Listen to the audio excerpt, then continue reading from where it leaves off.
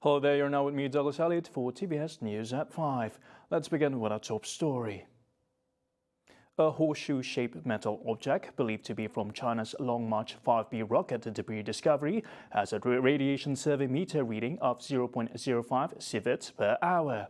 The debris was discovered at a private palm oil plantation in Kampung Hulu Nyalau in Bintulu on Monday.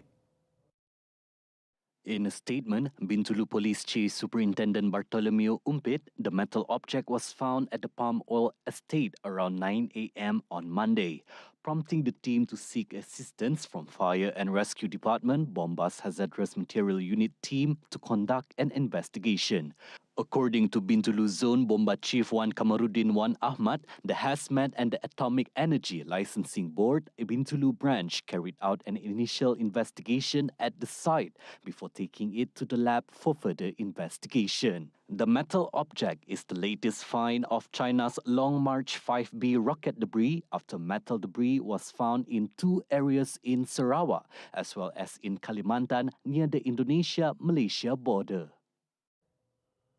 In similar development, Malaysia's Ministry of Science, Technology and Innovation confirmed that there was no radiation or radioactive element detected on the two metal objects found in Nia and Kampung Nyalau, Bintulu on Monday. Mosti said the two objects suspected to be Chinese rocket debris are safe for further investigation and analysis. It said Bintulu District Atomic Energy Licensing Board, together with the Hazardous Material Team, Hazmat of the Fire and Rescue Department and the Bintulu District Police, have conducted an investigation at the first location in Kampung Nyalau, adding that the metal object did not emit any radiation and no radioactive elements were detected. Similarly, the second object in Nia, Miri, also showed similar results. Mosti, through the Malaysian Space Agency, MISA, in collaboration with the Department of Chemistry, will carry out a detailed investigation on the two objects to confirm whether the objects are related to the re-entry incident of debris from China's Long March 5B rocket or not. The results of the investigation and analysis will be notified and appropriate action will be considered in accordance with Act 834, Malaysian Space Board Act 2022, and international treaties related to space under the management of the United Nations Office for Outer Space Affairs, UNOSA.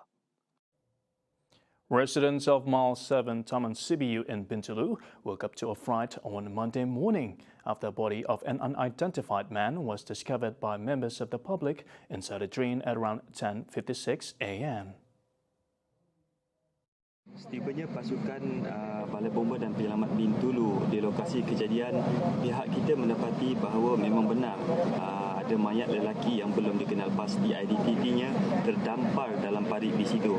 Mayat kemudian diangkat menggunakan stretcher dan berjaya dikeluarkan pada jam 11:11 pagi. The body was then handed over to the police for further action. The United States House of Representatives Speaker Nancy Pelosi arrived in the nation's capital on Tuesday as part of her Asian tour. Her maiden visit to Malaysia, Pelosi and her entourage touched down at the Royal Malaysian Air Force Base in Subang at 10:33 a.m. and is set to leave for Taiwan tonight. Pelosi was greeted by Dewan Rakyat Deputy Speaker Dato' Muhammad Rashid Hasnun and U.S. Ambassador to Malaysia Brian D. McVitie's upon arrival. Kuala Lumpur is Pelosi's second stop after Singapore on Monday before she heads to South Korea and Japan. She paid a courtesy call on Dewan Rakyat Speaker Tan Sri Azhar Azizan Harun at the Parliament building at noon before adjourning for a luncheon meet with Prime Minister Dato' Sri Ismail Sabri Yaakob. According to a statement from Pelosi's office, the trip will focus on mutual security, economic partnership, and democratic governance in the Indo-Pacific region.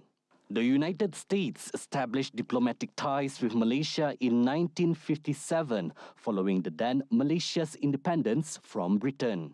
Washington and Kuala Lumpur elevated bilateral relations to a comprehensive partnership in April 2014. Pelosi is number 3 in the line of U.S. presidential succession and the only woman who has served as the Speaker of U.S. House.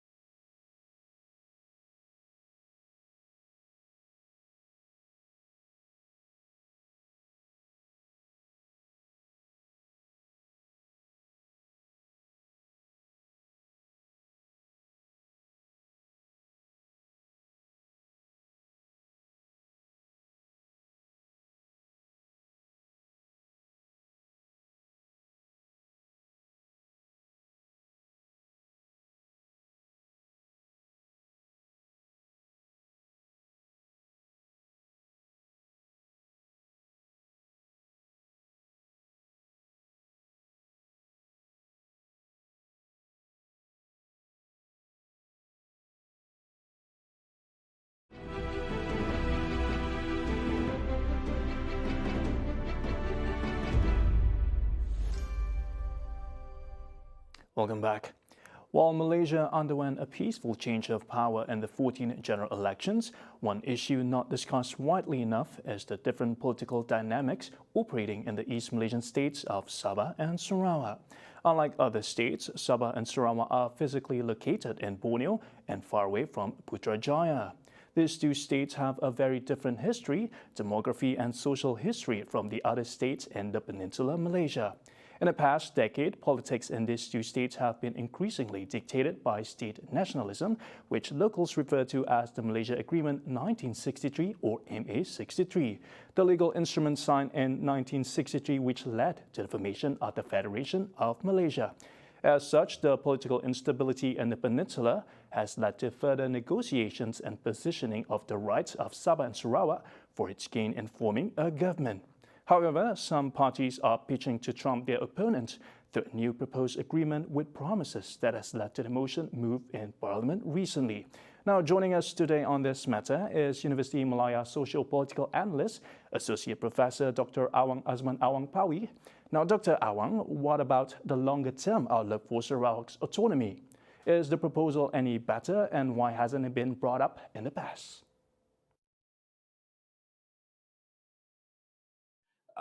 Memang selepas 2013 sebenarnya isu-isu mengenai Sabah dan Sarawak itu semakin kritikal dan juga suara Sabah dan Sarawak juga dilihat penting dalam penentu pembentukan sebuah kerajaan, khususnya pembentukan sebuah kerajaan di Putrajaya. Jadi suasana politik di semenanjung Malaysia sendiri tidak stabil, tidak ada jaminan yang begitu kuat. Jadi yang pelengkap penstabil ialah khususnya kursi daripada Sarawak dan juga Sabah. Jadi mengapa perkara ini baru mereka beri perhatian? Perkara ini baru diberikan perhatian apabila semenanjung politik di semenanjung berada dalam tidak ketentuan. Mereka perlu memastikan Sabah dan Sarawak menerima, mengikut ataupun menyokong mereka. Justru itu, sejak itulah tawar-menawar politik, tawaran-tawaran politik, cadangan-cadangan perjanjian-perjanjian baru untuk dibuat atas nama untuk kepentingan Sabah dan Sarawak. Maknanya, jika politik di Semenanjung kuat, mereka tidak akan melihat kepentingan dari segi Sabah dan Sarawak dalam pelbagai aspek. Sabah dan Sarawak hanya dilihat sebagai deposit tetap, tapi kurang diberikan perhatian yang sewajarnya. Jadi sebab itu, apabila mereka berada dalam keadaan yang terdesak, dalam keadaan memerlukan sokongan Sabah dan Sarawak, mereka cuba menawarkan pelbagai perkara, khususnya autonomi, hak Sabah Sarawak, tentang peruntukan, tentang perjanjian Malaysia 1963 untuk dilawati semula ataupun direvisit untuk memastikan Sabah dan Sarawak akan berpuas hati dengan kerajaan yang ada di Putrajaya. Right, Doctor, voters and politicians are told to be wary and practice diligence in decision-making to avoid further unfulfilled promises. In this regard, being more realistic in negotiations related to autonomy under MA 63. Dr. Awang, as the general election is to be called anytime soon, autonomy for Eastern Malaysia regions is once again in the cards. What do you think are the most significant recent developments? Negara kita sekarang berada di ambang pilihan raya umum yang dijangka akan diadakan pada bila-bila masa, dalam masa terdekat ataupun dalam masa 6 bulan. Saya kira autonomi hak Sabah Sarawak akan dijadikan manifesto parti-parti daripada Semenanjung untuk menarik sokongan parti-parti politik di Sarawak dan juga untuk menarik sokongan daripada pengundi di Sabah dan Sarawak. Cuma satu yang perlu jelas. Rakyat Sarawak, ahli politik Sarawak, parti politik tempatan di Sarawak, diharap mereka dapat menilai secara kritis, diharap mereka dapat mempertimbangkan secara bijaksana, kerana selagi ia bersifat manifesto, ia boleh dimanipulasikan oleh parti-parti politik yang mempunyai kepentingan agenda politik saja.